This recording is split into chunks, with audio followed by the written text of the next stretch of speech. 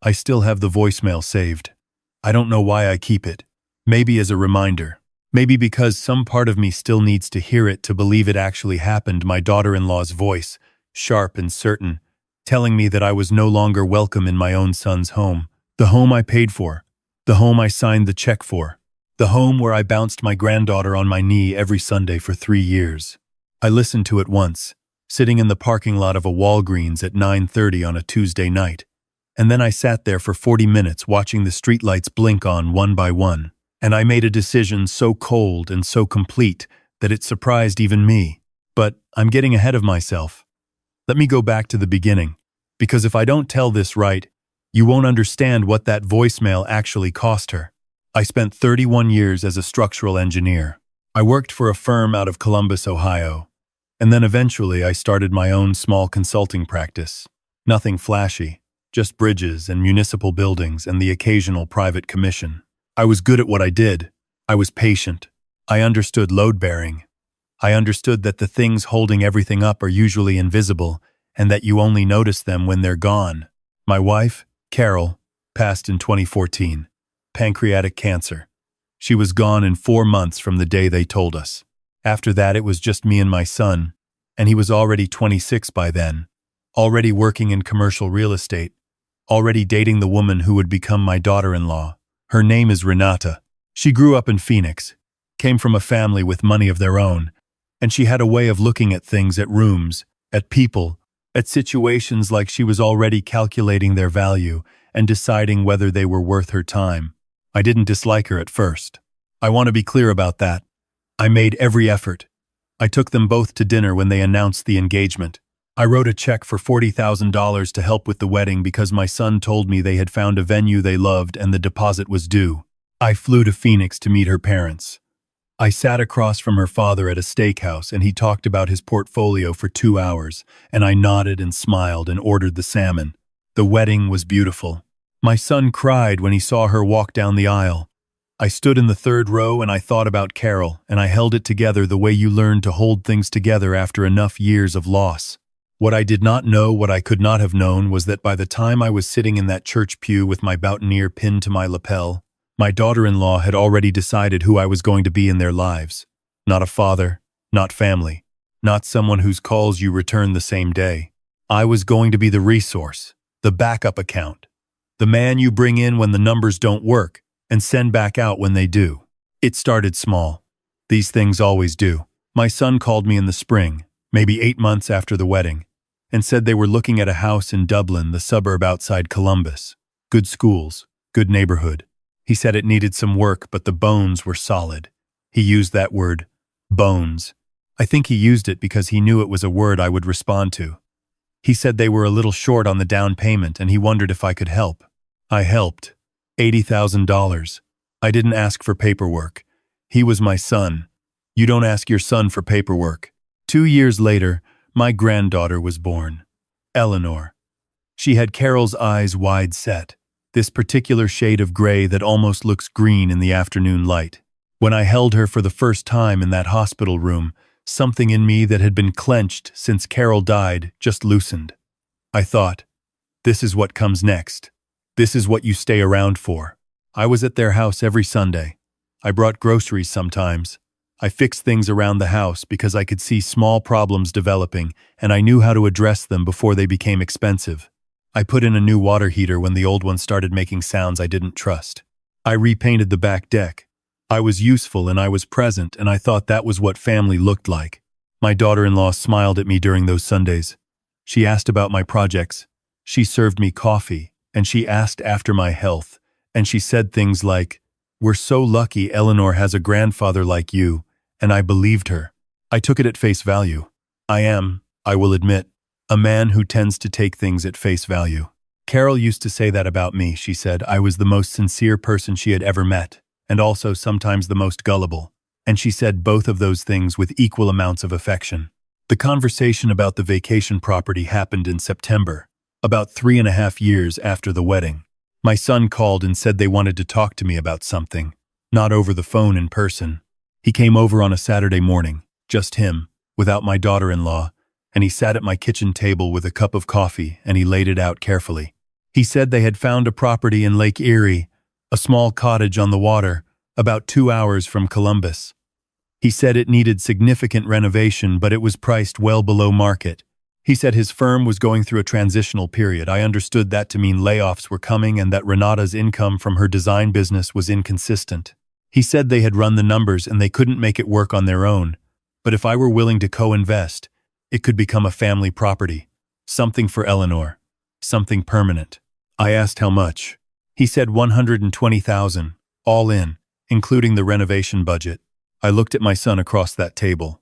He was 31 years old and he had his mother's jaw and my eyes, and he was looking at me with this expression I can only describe as careful, like he had rehearsed it, like he knew exactly how much pressure to apply and exactly when to mention Eleanor's name.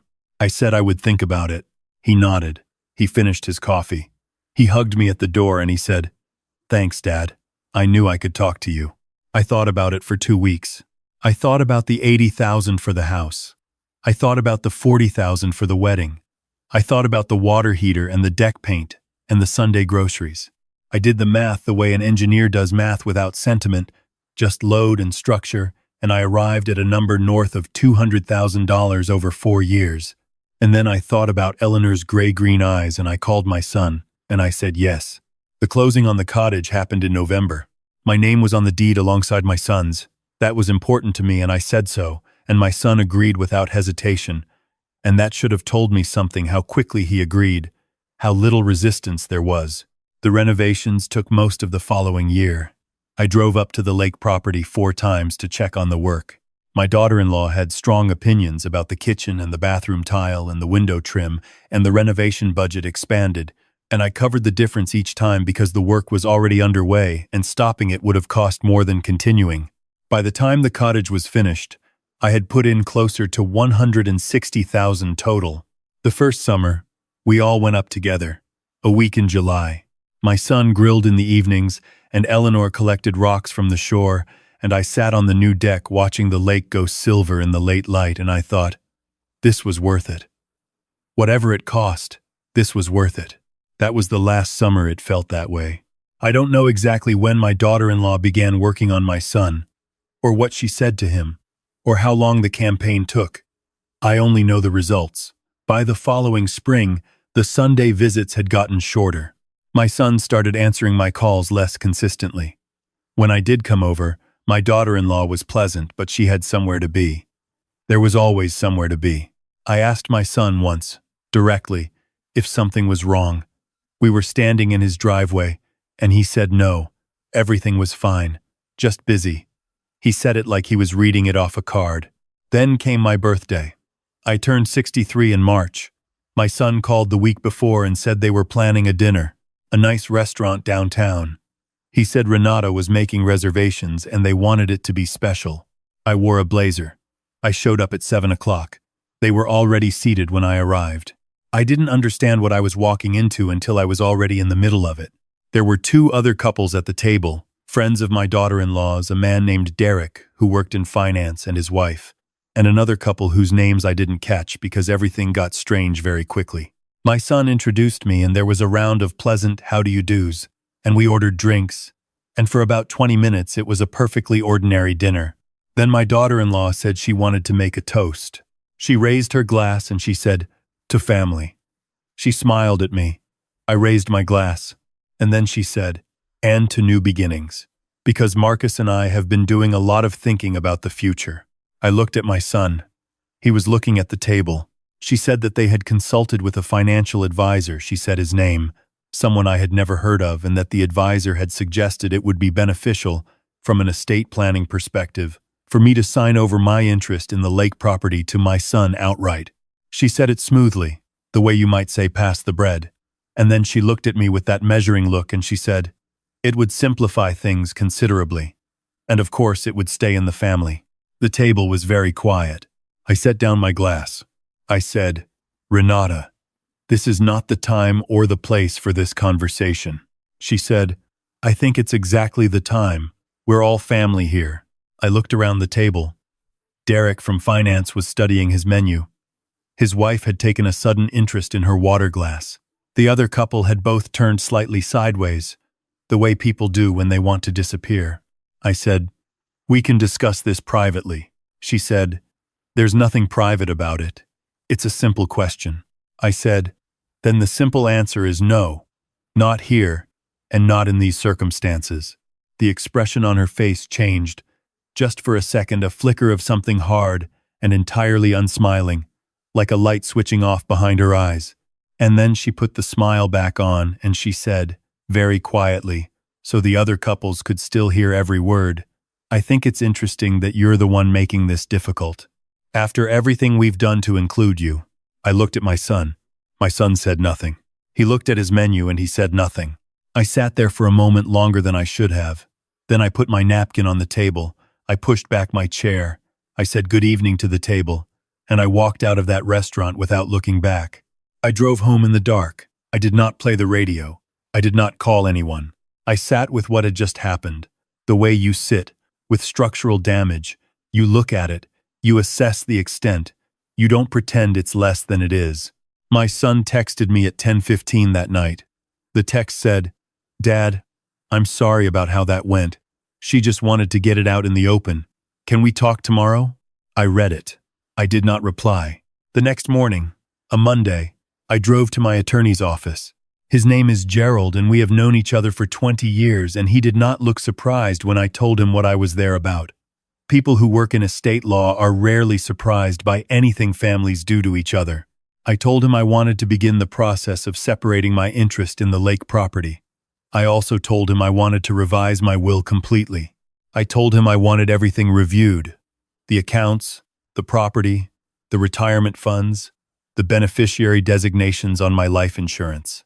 He asked me if I wanted to sleep on it. I said I had already slept on it. He said, "All right then, let's get to work." What happened over the next 6 weeks, I handled quietly. There was no announcement. There were no confrontations. My son called twice, and I spoke to him briefly both times. Told him I needed some space. Told him we would talk soon. I was not lying. Exactly. We would talk soon. Just not in the order he expected. The lake property was the first thing I dealt with. Because my name was on the deed, I had full legal standing to list my share. I did not need my son's permission to move forward with a partition action, and Gerald explained all of this to me very clearly.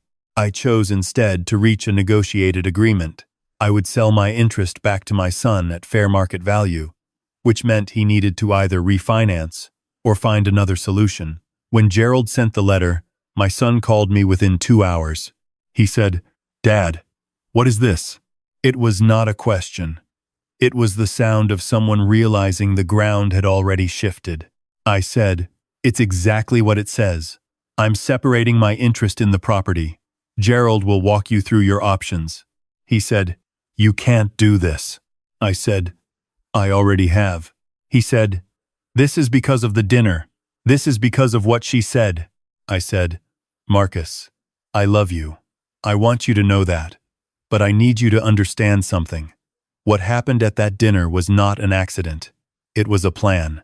And the fact that you sat there and said nothing is something I have to make peace with in my own time."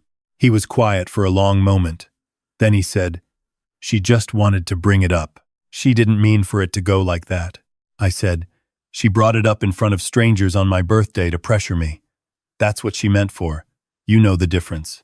He didn't say anything. I said, "Talk to Gerald. Handle the property. That's the practical matter. The other matter between you and me that's going to take longer." I hung up. The will revision was completed 2 weeks later. I won't go into all the details, but the short version is that my son's share was reduced significantly, and the remainder was restructured into a trust with conditions and a charitable remainder component that Gerald helped me design. If my son wanted any of it, he would need to meet conditions, and my daughter-in-law, who had been informally named as a secondary beneficiary on one of my older accounts, a detail I had never paid close enough attention to, was removed entirely. The voicemail came on a Thursday afternoon, 3 weeks after Gerald sent the partition letter. My daughter-in-law's voice was controlled at the start. She said she understood I was upset. She said she hoped we could work through this as a family.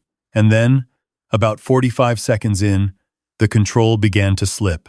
She said that what I was doing was cruel. She said I was punishing Marcus for her mistake. She said that I had always made her feel like an outsider in her own marriage, that I had never truly accepted her, that my Sunday visits and my grocery bags and my unsolicited repairs were forms of control disguised as generosity. And then she said it. She said, "You need to understand that you are not welcome in this house anymore. My daughter does not need this kind of instability in her life. My daughter, not our daughter, not Eleanor, my daughter." I sat in that parking lot and I listened to it twice. And on the second listen, I heard the things she had let slip, the things she probably didn't even realize she had said. My daughter. That was the map. That was the whole blueprint of what this had always been. Eleanor was leverage. The house was leverage. The Sunday dinners and the birthday reservations were leverage. And I was the resource at the end of the lever being pulled until I gave. I called Gerald the next morning, and I made 3 additional changes. I withdrew from the joint savings account that I had established for Eleanor's education. The money I had put in, $47,000 over 3 years, I moved into a separate custodial account in Eleanor's name only, with a trustee who was not my son and not my daughter-in-law. Eleanor would have access to it at 25. Not before. Not through her parents. The money was still for Eleanor. It had always been for Eleanor. I just removed the hands it had been passing through. I also called the contractor I had hired for a bathroom remodel my son had asked me about months earlier. We had not signed anything. I simply told him we would not be moving forward. And I put my own house on the market, not because I needed to sell it, but because I had been thinking, for a long time, about the apartment I had looked at in Asheville 2 years ago, something smaller, something in a different place, something that was mine without any of the history pressing down on the walls. I had not bought it then because I thought my son and my granddaughter needed me nearby. I understood now that nearby was not the same as needed. I accepted an offer on my house in 6 days. I did not tell my son the house was listed. I did not tell him it sold. I found out later that he drove past it one afternoon and saw the sold sign in the yard and called me 11 times in 2 hours. I answered on the 12th call. He said, "You sold the house." I said, "Yes." He said, "Where are you going?" I said, "Somewhere quieter." He said, "Dad, stop. Can you please come over? Can we sit down?